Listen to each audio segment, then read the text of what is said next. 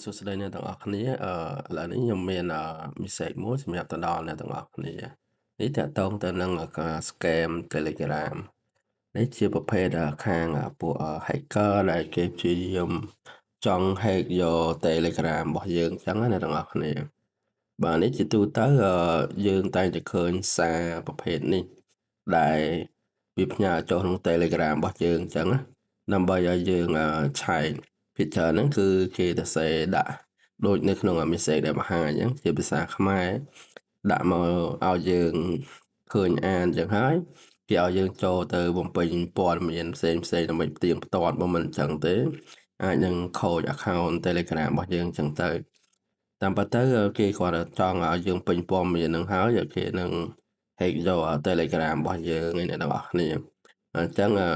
វិធីដែលល្អហ្នឹងគឺយើងកុំបំពេញកុំចុចចូលក្នុង link របស់គេអីហើយយើងអាចចុច block ចោលទៅឬក៏លុបចោលអីតាមហ្នឹងទៅអ្នកទាំងអស់គ្នាហ្នឹងដើម្បីសុវត្ថិភាពបើសិនបើយើងចុចចូលក្នុង link ហ្នឹងហើយយើងពេញព័ត៌មានទៅតាម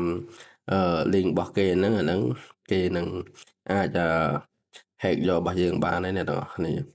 អញ្ចឹងអាហ្នឹងវាគ្រោះថ្នាក់មែនតើអញ្ចឹងយើងប្រុងប្រយ័ត្នទាំងអស់គ្នាអញ្ចឹងយើងគួរតែ